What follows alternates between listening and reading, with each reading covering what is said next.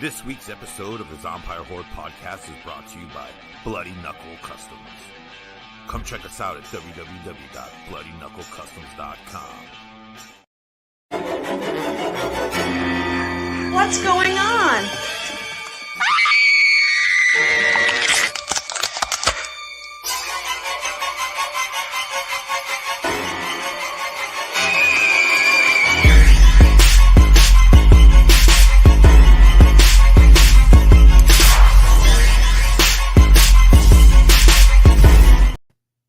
Hey! Hello!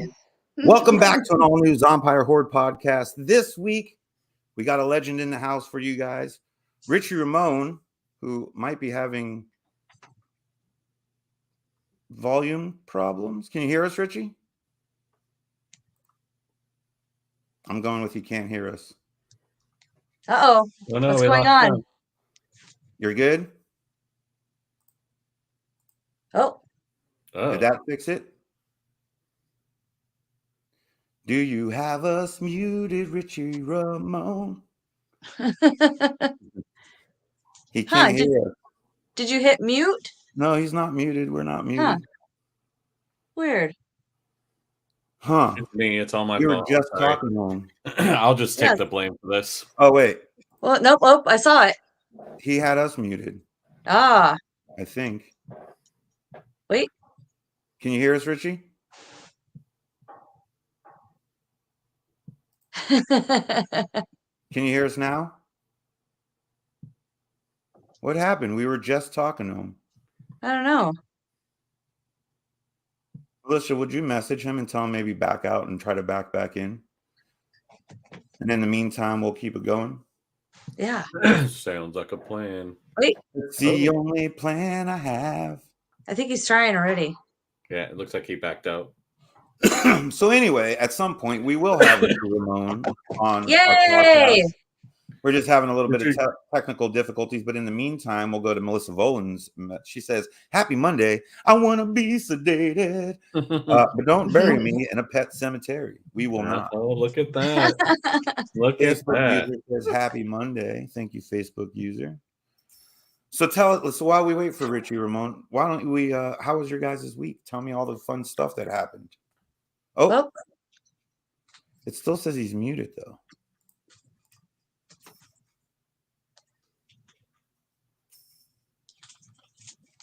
Let's see. Are you there, Richie? See how it has the muted thing over him? Yeah. It says he's muted. Uh-oh. But it's not for me though. I wonder if he accidentally clicked it like on his phone. Are you there, Richie? Okay, let me text him. Can you hear us now? Hold on. This is He wild. texted me. Running wild in the streets. Running wild in the streets. I'm so hyped right now. I'm like overly ecstatic. Punk rock Pat's in the house. Punk rock Pat. About to talk to punk rock Richie Ramone. It's blowing my mind that it's not working. I know.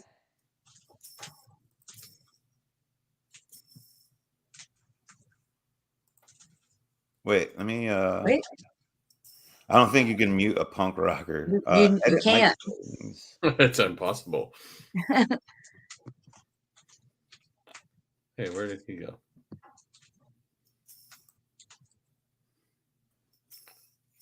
Oh, and then there was two. We're having all kinds of technical difficulties this evening, folks.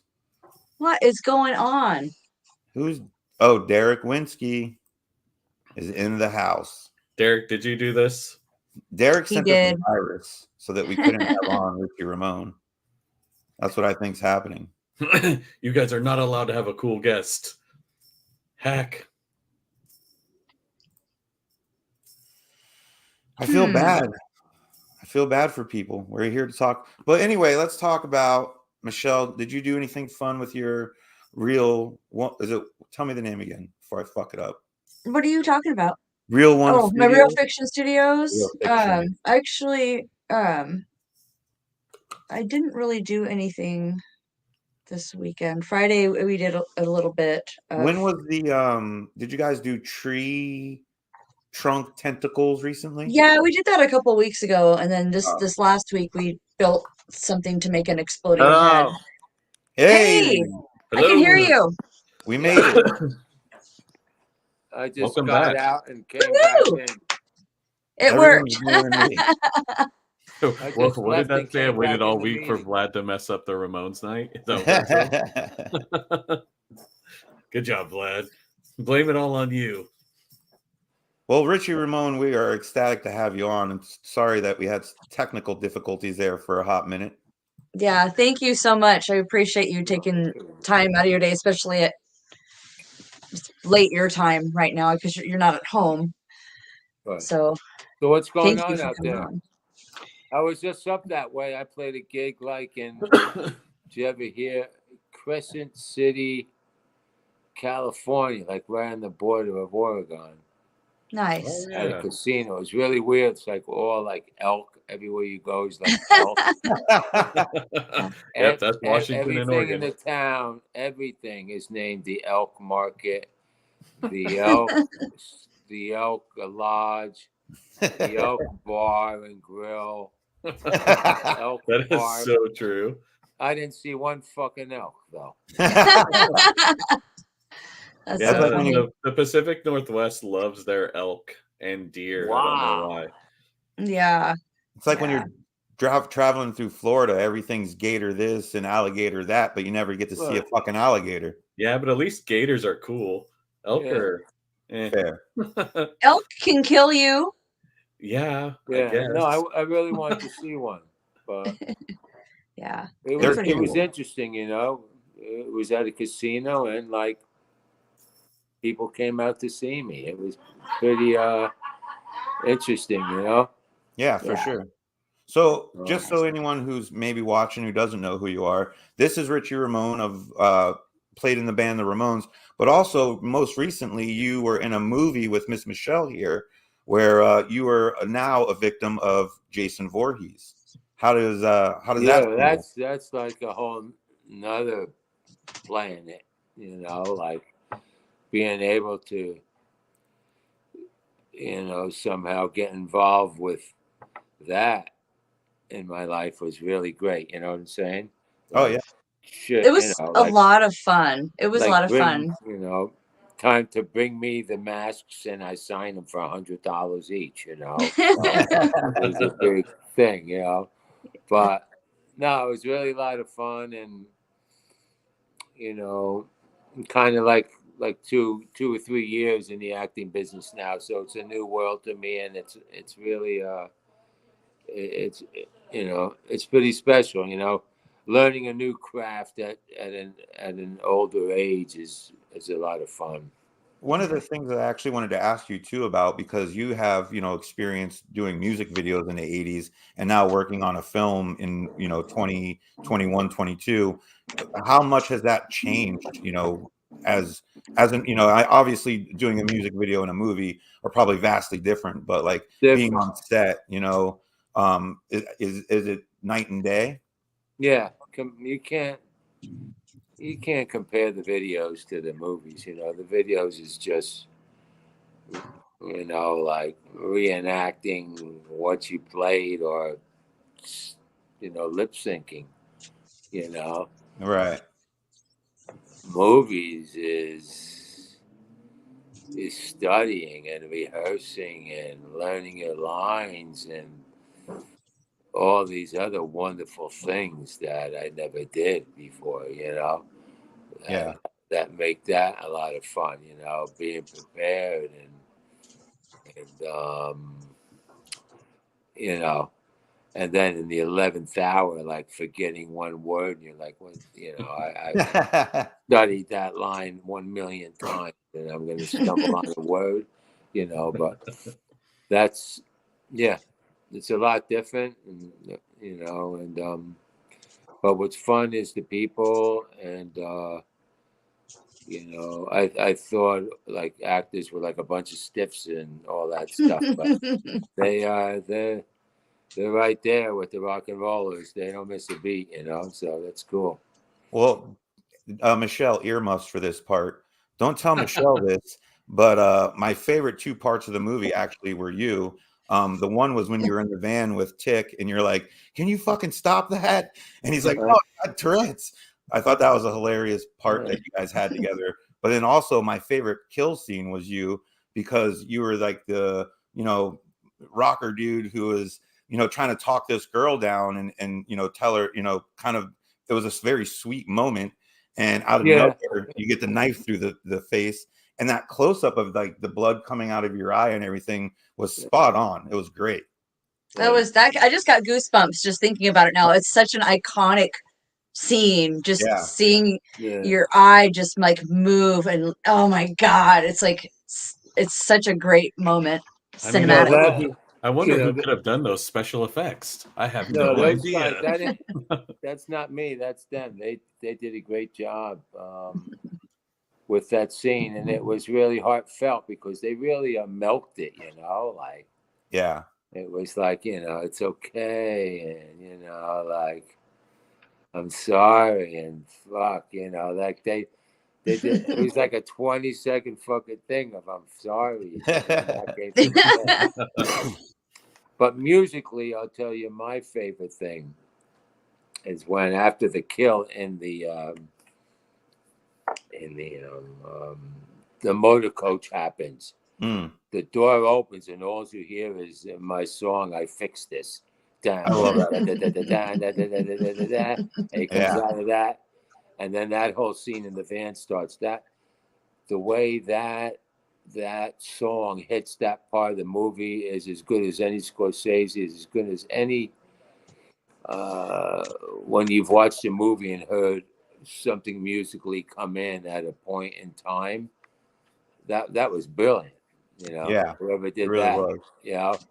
whoever put that in at that moment, that was just brilliant because it was just stairs and then shoes, and the music. You know what I'm talking about, right, Michelle? Yeah. I do. Yeah, I mean, it's fucking brilliant. That's my favorite part of the movie.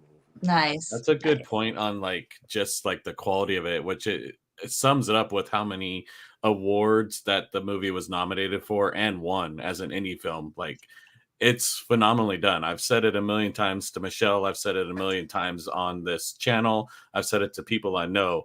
Vengeance 2 is hands down the best indie fan film ever made. Like, the quality of that film is just so fucking great. Well, that's kudos to Cody Newton, who it's not hard to do, and it's hard to shoot like kill scenes in the middle of the day in a parking lot, but they did it. I don't know about everybody else, but I want to hear some behind the scenes stories involving you and possibly Michelle. Some goofiness, some fun things that happened. I came prepared to hear some fun stories. Well, it's probably not going to hear. Yeah, it was really hot. It was super hot, and it was just really hot. Oh man, no, we were working hard. There wasn't a whole lot of goofing around during those scenes, really, because it was just so freaking hot.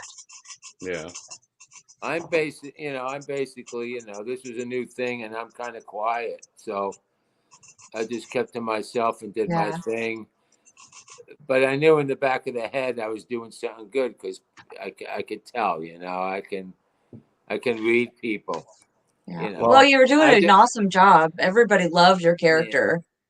Yeah, I didn't want to just, do something that sucked, like just cause I'm Richie Ramone, you know what I'm saying? Right. So I'm glad it worked out. And but Michelle, Michelle was wearing a bunch of hats. You didn't see her much. She was involved, with makeup and all kinds of things besides running acting, here and there. Steven Belzer says Richie's death was so sad but intense since his character was so caring and trying to save everyone. Well, yeah, they made me into this kind of hero guy, which was kind of cool. Yeah. I thought that,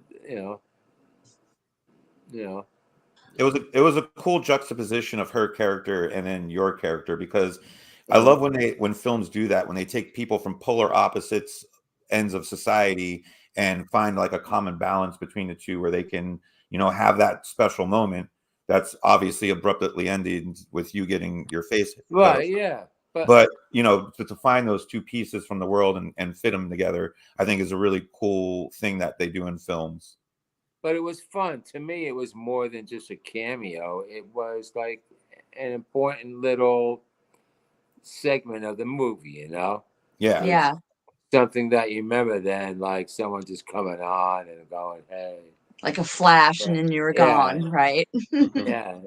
What did you want? A cheeseburger or someone coming into a diner? And yeah, it was more than that, you know? Yeah, you know, you had a character who, you know, had a personality and, you know, had a spot and a role.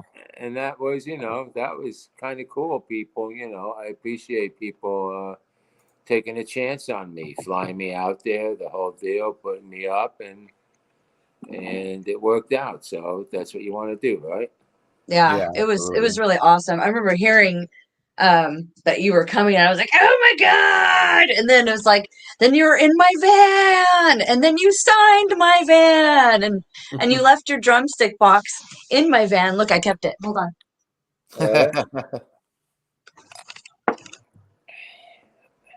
Wow. I still have it. That's good. Who's got the drumsticks? I don't know. I thought you had them with you because you were like hitting you were playing, you know, on the dash and everything and the seats and I gave them to Jason. Somebody should have them because that's the best. You know, that's the valuable piece. For sure. I know. Yeah, I don't remember who has. Somebody has them.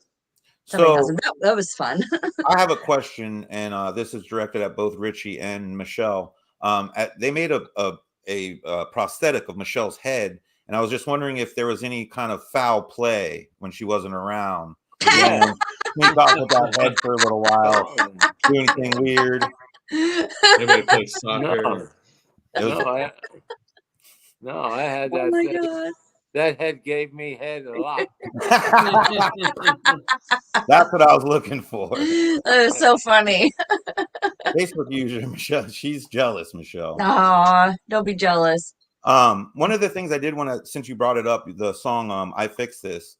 By the way, I love that song, but the video with that song is immaculate. I love that music video. Oh, thanks. It's super well done. Yeah, that's probably one of the better pieces ever released by any ex-Ramones people. Yeah. You know what I'm saying? It was really good. And you run across, if you can run across 2 or 3 of those type of songs, write 2 or 3 of those in your lifetime, you did good. And that's one of them, you know? Yeah. My new album's out next month, and I think I got another one on there you're going to like. So. Ooh. I'm definitely excited about that. How was it? It looked like you guys were having a shit ton of fun filming that video too. Yeah, you're right. There was a lot of bourbon. There you go. Hopefully good bourbon.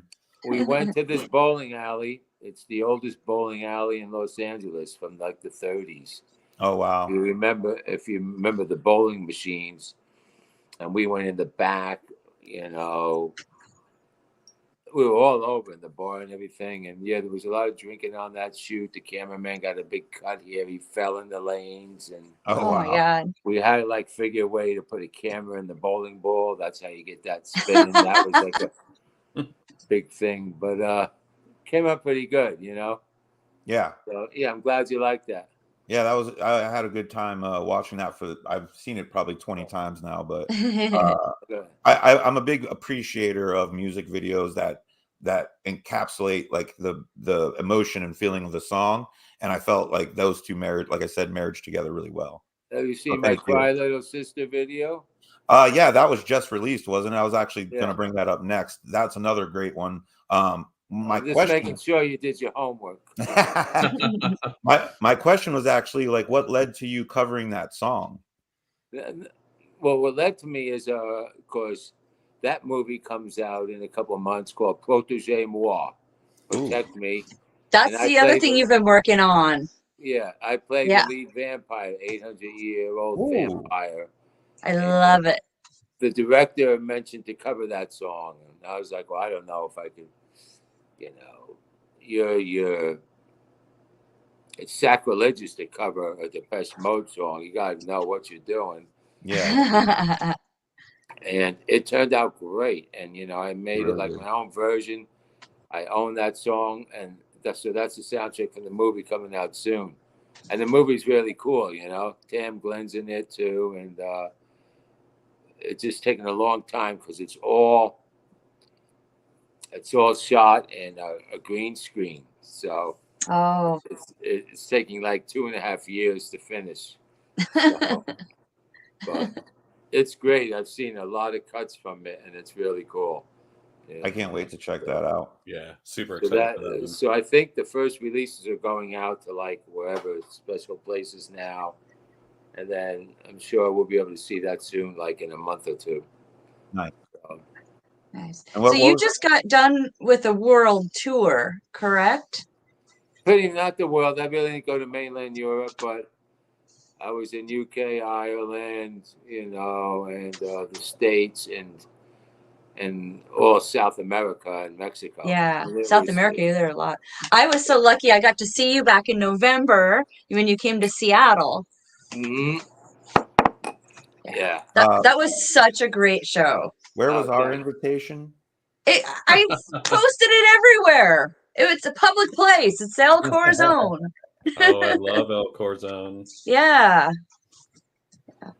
Yeah, that was a good show. You actually saw the first show of the West Coast tour, and then we went to, you know, South America and Mexico. Yeah. You know, but down there, it's a whole nother world, you know. It's thousands of people, and it's just crazy, you know. Wow. Go ahead. No, you go ahead. Speaking of touring, as we talked about a little bit earlier, you and I are both Jersey guys. We're probably like, you know, a few years ahead of me. What was it like back in that like 80s, 70s, 80s era, and like New Jersey, New York punk scene, like kind of growing up in that?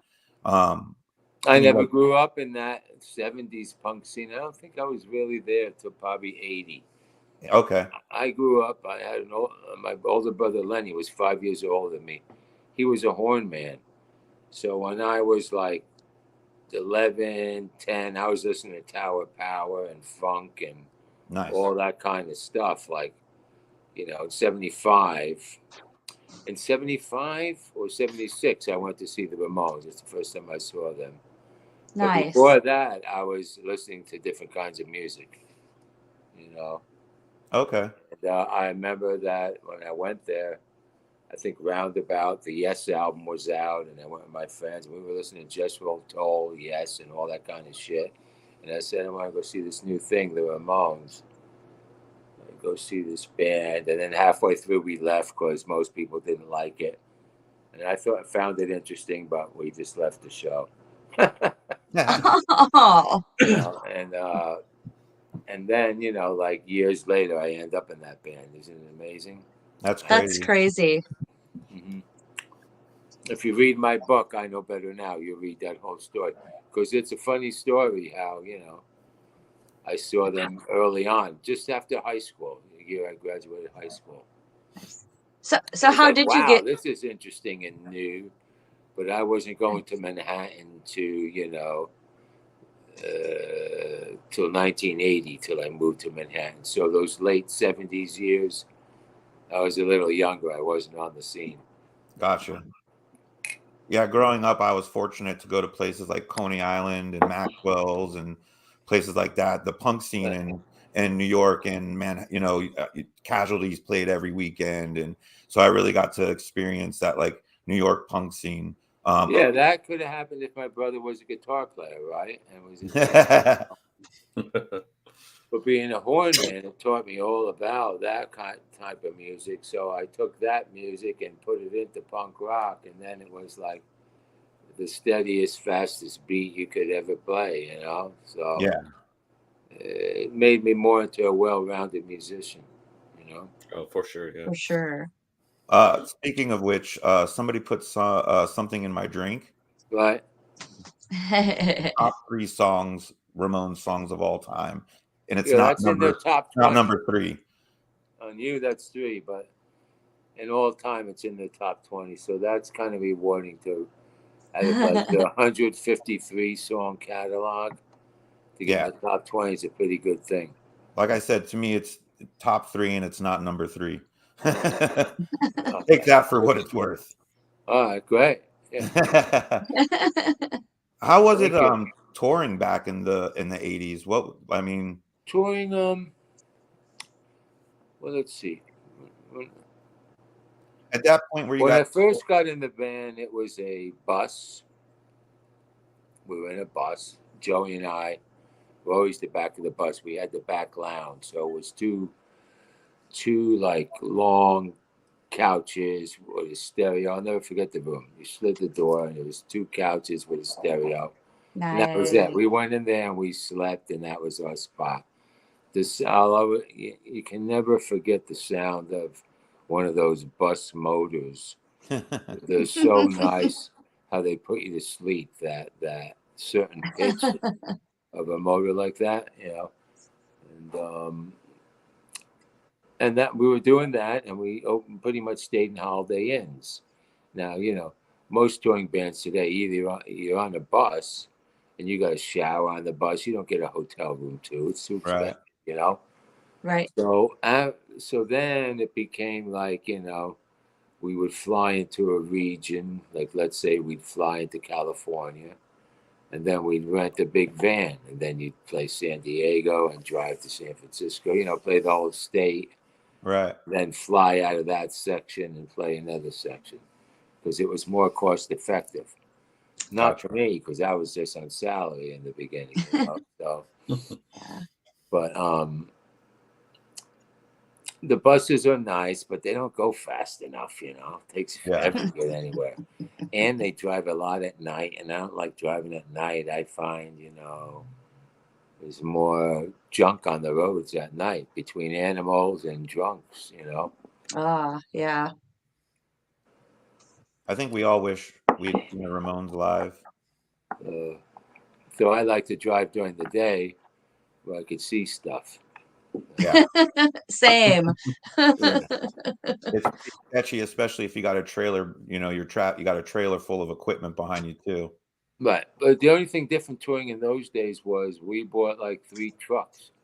We had a truckload of sound and lighting. We had a truckload of instruments, and we had a bus, because you have to remember back in the 80s, they didn't have these great sound systems that a lot of these clubs have nowadays.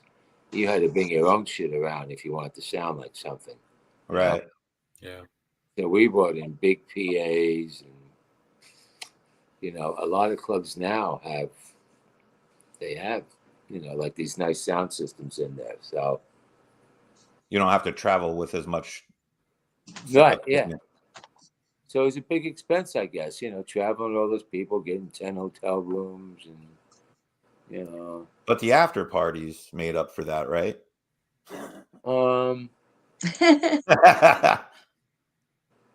Yeah, I guess. I don't know. It was one big after party. What are you talking about? Yeah. It was a decade of every after night parties. was the same thing. We take, I take all the beers in my bag. Joey would say, "Let's take the beers," and we take all the beers and go to our room and drink beers and do cocaine all night, and then take Excedrin PM to go to bed. It wasn't that wonderful of a life. Fair enough. Certain cities, it was great. Sometimes it was we definitely had our times of partying, but probably when we were home stomping around the East Village. Yeah, that's when we really partied. That's but right. on tour is on tour. On tour you have to behave yourself a little bit because you're in a foreign place. Perform night after night. Yeah. I think Michelle was going to ask this. You mentioned that you had, went and saw the Ramones when you were graduating high school. Yeah. And then years later, how did that happen? How did you end up joining the Ramones? Were you in a band prior to that? I was hanging out in Brooklyn. The Shirts were a band at the time with Annie Golden. I knew Andy Golden. And they had this 3-story house in Prospect Park or somewhere near there. Right now, that 3-story house would be like $9 million. Then it was probably like, $300 a month rent. It had a recording studio. People lived there, bouncers from different clubs. And it always had this one hangout room that you can go 24 hours a day. And one day I was there and I was talking to Larry. He was one of the Ramones roadies. And I said, where you going, Larry? Oh, the Ramones were auditioning drummers, he said. I said, I'll put my name in the hat. And Larry told Monty about me, that I was in this band Velveteen and they should check me out because I'm better than Clem Burke, or they were looking at a few different guys at the time, and that's how I got down there. I got through audition through a roadie, and just went through the process of, I didn't know them, as a blind audition. Went back 2 or 3 times and got the job. Oh wow! So that's all it was. It wasn't like I knew them and started a band together type of thing. Right? No. Yeah. So, do you think? And it changed my life. And look, I couldn't do this now. You know how many great fucking bands are out there now who can't go on the tour and get like $10 a night? I mean, and you can't do it. It's hard. It's true. Especially with every band in the world on tour now, because bands don't sell records anymore. If they don't tour, they make no money. If they don't tour, they don't sell merchandise. That's right. It's fantastic for the fans because you can see any band you've ever wanted to see since you were like 10 years old. If you just wait, they're all touring. So yeah. And that's the difference. I think a lot of kids nowadays, the younger generations, the 20-year-olds, they don't, they didn't grow up in a time where you had to buy the vinyl or the cassette tape or the CD in order to listen to the songs. No, we didn't have the internet. Now you download, I like the Ramones fans because they basically they're collectors at heart, so they like to collect stuff. Right. So, they want to do like that vinyl's making a comeback though. Well, you put out a special edition, they like to buy it at least, Right. They're not real downloaders. Right. We have a question here from Ashley. She wants to know, do you have any pets? Yes. I have. Well, right now I have. I have my rooster. My rooster's Sinatra. I call him Sinatra, and he's got 3 girls. And, that pimp. My dog is a Husker-Du, which is a Husky Labrador mix. Unbelievable dog, smart, but the hairiest dog in the world. Never. If you're ever gonna own any kind of Husky mix, you gotta like brushing the dogs because they have like so much hair. Undercoats, It's really, it's a full-time job, and we love the dog, but it's difficult, There's so much hair. Get a Flowbee. All black, I can relate. I go through a lot of those lint rollers. Oh my God. Shedding blade. But you got to drink your coffee in the morning, like in 3 minutes. Otherwise, it'll have a hair in it. It's gonna have like a layer of like floating hairs, like those really fine ones. And you're like trying to pick it out, and more is falling in. Hey, man. Sounds so appetizing. When you go way deep to the undercoating, it's like little white pubic hairs. Yes. Imagine them and they're like floaty. Yeah. That's awesome. We have my God. From Steven Belzer. He wants to know, with Vengeance 2, did you feel like you might have gotten the acting bug, or the acting in horror films bug? Would you do it again if given the opportunity? Which you kind of answered earlier. You said you did. The new film you worked on is a horror movie as well. Yeah. No, there's no doubt about it. I'm just waiting for my agent to find me something new. Because I'm ready to go, and Well, now that you're home, I'm ready to see how I can push my boundaries now, because the whole thing is a learning process, you know. So now I'm learning again, you know. Yeah. What are you working on right now? Right now, just actually promotion. We got to put together our promotional package for the new record release, and you know, there's a lot of artwork involved and hype, you know, and all that. I'm redoing my recording studio at home, so that's taken a lot of time crawling under desks and wiring stuff. Right. So get back at that to look forward to, and so that's basically it. I just try to write a little, play golf, and nice. And I want to get this all this promotion out there because this record I really like. It's called Live to Tell, and I'm really excited about it. So when do you guys have a like guesstimated date when that's? I don't have a hard date, but probably looking at March 1st, March 15th, March 12th, somewhere in very that. soon. My birthday's March 1st, so I vouch March 1st. I got my vote. I don't know. Isn't that like the Ides of March? It's probably a it can't be on St. Patrick's Day, so yeah. There you go. March is like a weird month, you know. We don't know who this came. And don't records have to come out on Tuesdays? They have to come out on a specific day. That's true. We don't know who this came from, but it says, "Where's your favorite place to travel to? Where do you like to go when you're on tour and your spare time?" I never really go anywhere in my spare time. The only time I travel is when I'm on tour. So I really don't. Where's the spot you like playing the most in? Oh, well, South America. Yeah. I was going to guess that because that just sounds like so much fun.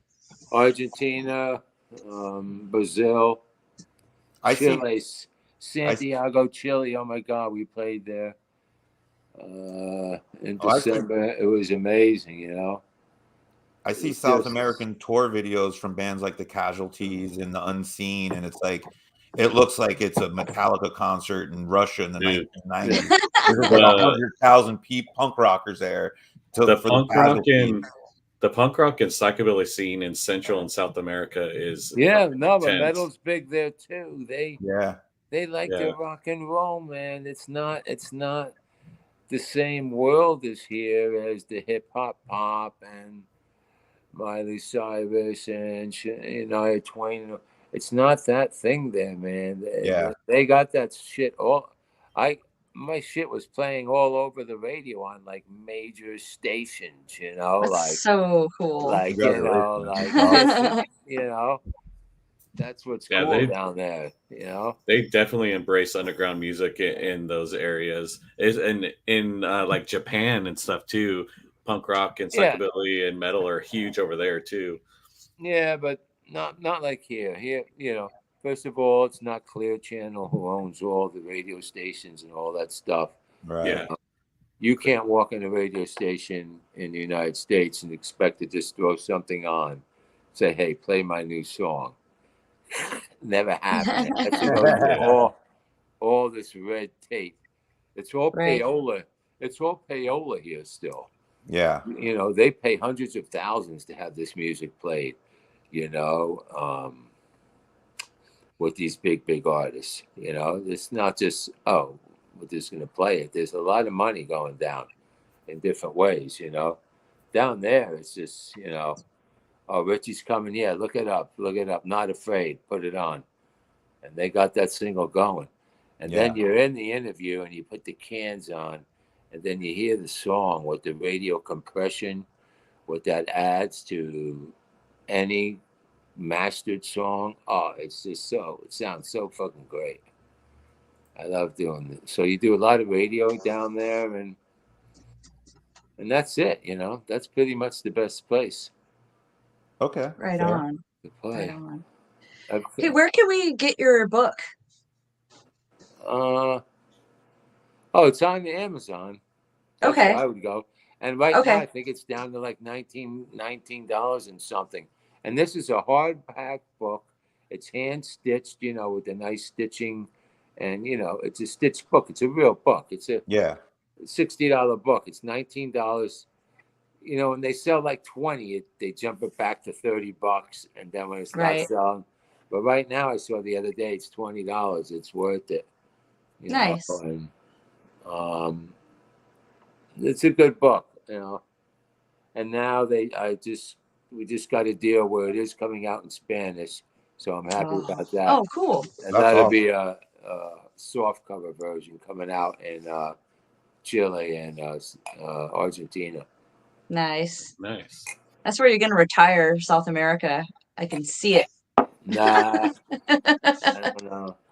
We have another question here. But it's really cheap to live there or to do anything. Oh, I bet. Oh yeah, you can 100%. go out there, go each have a nice steak dinner with papa fritas, 2 beers each, and it's $10 American. That includes the tip, okay? It's like $40 here, you know, for like 2 and that's just 2 like cheap, you know, Domino steaks, you know what I'm saying? So, someone wants to know, do you think YouTube is making it easier for musicians to get their music heard when radio stations won't play them? I feel like that's kind of hard because you still need like a fan base to get your videos out for you. You can't so what are you doing? You're answering my questions? Apparently. Go ahead. No, that's good. You just answered it. I'm like, well, I don't even know. I don't put out music. Listen, this whole industry is hard. There's nothing easy about this. Okay, you know, it's all very difficult. But what the kids got going today is they do have these platforms of live streaming and ways of getting their music out. We didn't have that. We had a cassette that we had to like bring, you know, bring to a label and hope they would give you the money to make a record. Today, now you got to make the whole record, spend all the money, and then shop the completed record and get the deal. They just distribute it. They don't really give you the money. You know, the whole. So, you know, it's hard. You can't get a deal on like, you know, people could get deals playing acoustic guitar and like get a deal. Go, wow, this is great, but nah, it's hard. It's very, very difficult, and I hate saying that, you know, to discourage anyone, and it's not a discouragement. Just keep pushing forward. Yeah, you know, but make sure it, you know, that it doesn't steer you down the road of, you know, drugs, alcohol, and depression. You know, if it's not going your way, you know what I'm saying? Yeah. Just keep your head up and try and do your best and do something else and see what happens, you know, because it's tough. There's like, you know, 5 million bands now, you know, in 1980, there were like 500,000, you know, so it just shows you how much content is out there. How do you get to the top of that content? I mean, you can only suck so many dicks. You can only like, you know, it's just to a point, you know, that it's difficult, you know, and it's a shame. There are a lot of bands, like I was saying before, who are really good, but they can't like go on tour like I can in Europe because I have a Ramone name. But I'm good too, you know. But they absolutely they're good, but they just can't pick up. No one. They're not going to sell a ticket, you know. So it's tough. Richie, is Alexi Angelino sound familiar? He just posted. Yes, she's my agent. Oh, okay. That's Alexi. I just wanted to make sure before I put up the information she set out. You know, with the internet, you never know who's who sometimes, and so I just wanted to make sure before I put it on the screen that it was okay to put it on the screen. Good call. Yeah. She liked me and signed me on, and you know, any help I can get is appreciative, because I do want to do more. So, well, and I was going to ask you, one of the things I saw that you've been doing recently was you've been doing horror conventions, right? Yeah, I do those. Mm-hmm. How did that come about, and how do you enjoy doing it, meeting the fans? They're good. They just mainly know me as, horror and punk rock are kind of connected. So they know me more as Richie Ramone than from any of the movies I've done. But, I'm also doing this, I have a 6-series TV series called The T. That's coming out soon. I don't know if it's going to be on Amazon or something like that, where I play a director. It's a completely different kind of vibe. It's not horror. So there's a few things going on, but yeah, the conventions are great. That's why I said I want to line up, when this movie becomes a little more popular, I want to line up my masks and have everybody sign the mask, since I got to stab what's his name in the eye. That's a huge thing. That and a drumstick. Yeah. Come on, I should be making a couple grand a weekend at these things. Right. But the movie hasn't peaked out there yet. Now it's starting to gain some momentum. Yeah. I'd love to have you at Crypticon. I was just gonna say that. Yeah. Crypticon. They would love to have me there. We would love to at some point have you at Crypticon. Well, you always can call me and book me. Oh yeah. Or message Alexi here with the she says, "Hey Richie, much love. Book Richie in your next movie. Contact her." Yeah. So we got her contact. Alexi's contact information. You can also contact me, because Alexi's a friend of mine as well. Stephen Belcher wanted to know if there was an audiobook version that you narrate for your book. Oh, you damn! I hate that question. So I have the tablet one now. They've been bugging me for this audiobook one, and I'm gonna do it because I want to do it in my own voice. Nice. And this way I can ad-lib a little bit on it, and it'll be great. But it's been really hard for me to get motivated to do it, because I'm better if I had like 10 people sitting in front of me. Right. And I got to read the book and read their faces and read it, rather than me sitting in front of a microphone in a dark room with no windows. I have an idea. You can bring the book onto our show and read it to us and record it for the ebook. Maybe, because you need to keep a certain energy when you're doing a book. Now you're reading 30 chapters. It can't be like all of a sudden now you're like, well, you have to keep something going. You have to keep your tempo, and you can't do it all in one shot. It's going to take 3 or 4 times, days.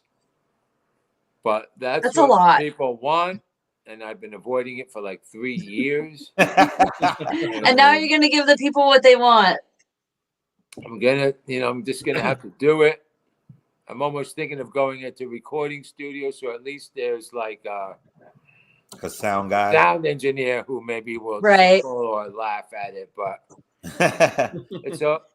that's a different thing. I did a few readings for my book in Germany, but there were people in the audience, so they were like, "Oh my God, you're great at this. That was fabulous, that reading." Yeah, that's because I had an audience. I had someone to bounce off of and look at, Right. So how do you do that with just a microphone? Right. But that will be done by the end of this year, I promise. Well, Stephen Belzer is happy about that, because he lost his East Coast accent quite a long time ago. And so he thinks that maybe by listening to your book, you reading it, he'll get a little bit of that East Coast, little accent back. So, well, who's that guy? Do we really care about him? Oh yeah. Oh yeah, he's awesome. Yeah. Did you, Stephen Belzer? Oh yeah, he's a good guy. He didn't work on that film, did he? On Friday the 13th? Well, his son is Nick the Zombie, who's in Vengeance 1. Yeah. Oh, all right. Yeah. Yeah. Oh, I love you, Stephen. Sorry. Yeah. You didn't know. You didn't know. I just want to know who's in the bottom right corner that never speaks. There's a person there. Punk Oh, rock that's cat. Patrick. Oh yeah, Sorry, he put his hand up. I've been talking. I Oh, just you have? He is the quiet one, though. This is I'm the really quiet of the boring. group. I'm sorry. He's the quiet one. He's like Richie is really quiet on set too. So I'm the loud one. That's okay. I'm the loud one when I have an audience. Real. Pat, you did have some questions, didn't you? I had a couple. I think you asked a couple of them already. I did have a question about your early 80s touring with the Ramones, and if you ever like, I'm a huge fan of the subgenre psychobilly, and in the 70s and 80s, psychobilly was pretty dominant. And I was just curious, as while you're on tour with the Ramones, if you ever got to play with some of the great bigger psychobilly bands like the Necromantics or Mad Sin, or if you even do you like psychobilly? Maybe we did, but I really don't remember that much. Yeah, I like some psychobilly and some songs, but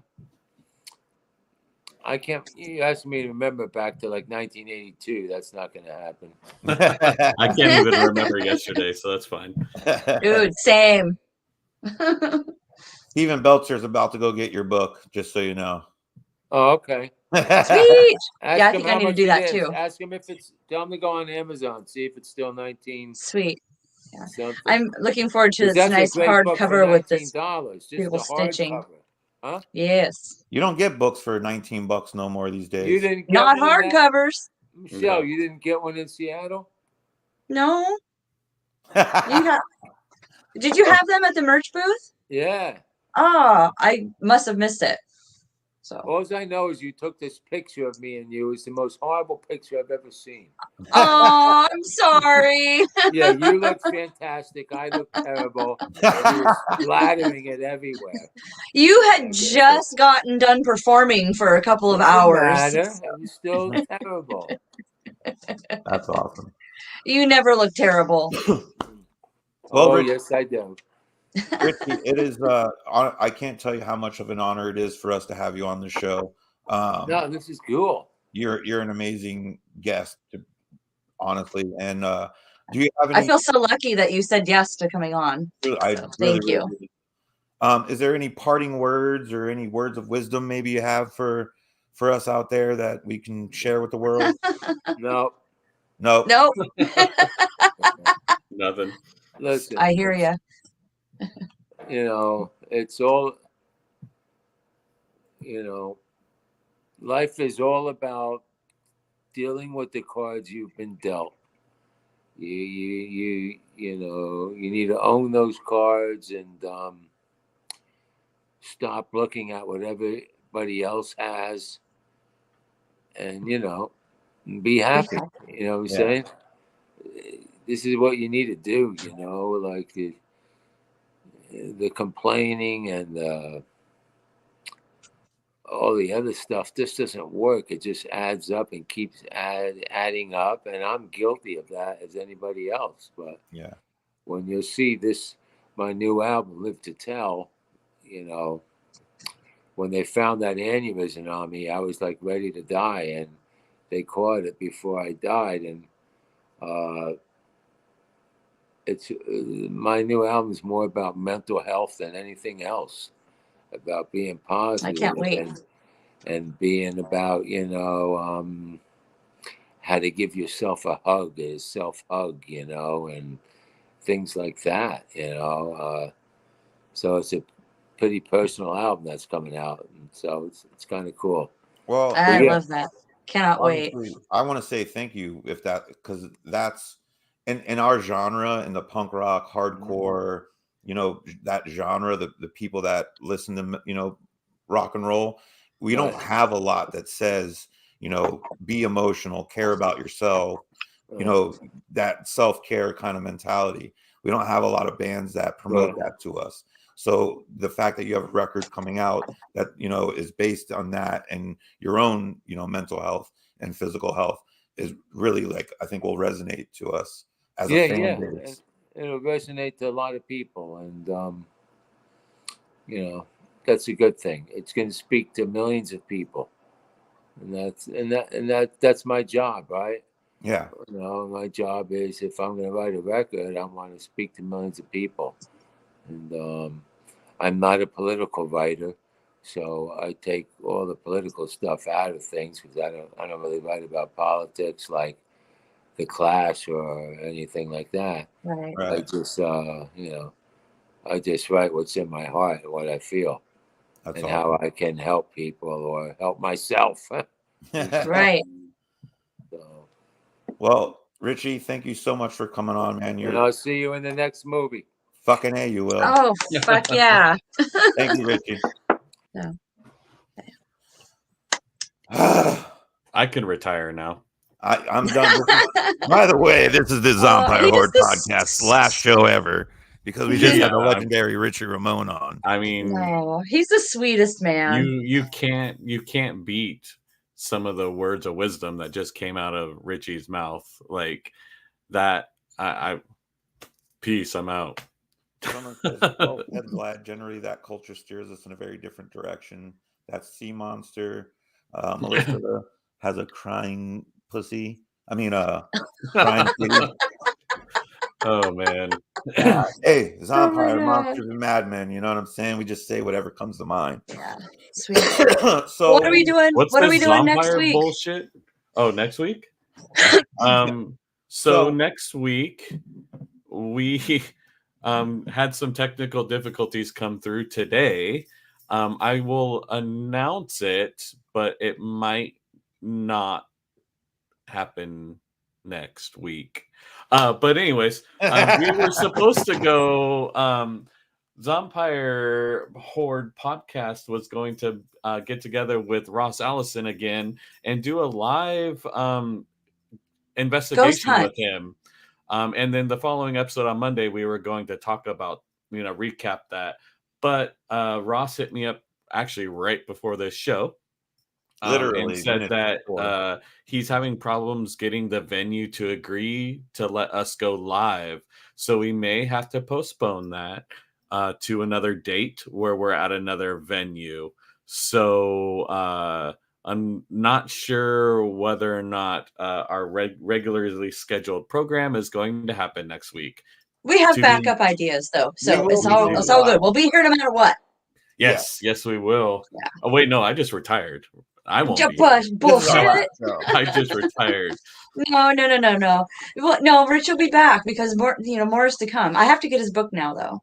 Yeah. Yes, me too. I did not even see it on the merch table. I feel so bad. And he needs to do a live reading on the air because he loves that so much. To just kick back and listen to Richie read his book to us. I would just get some fucking beer and just get us a chapter. Negotiate a chapter. Okay. Doesn't have to read the whole book, but maybe a chapter. Oh yeah.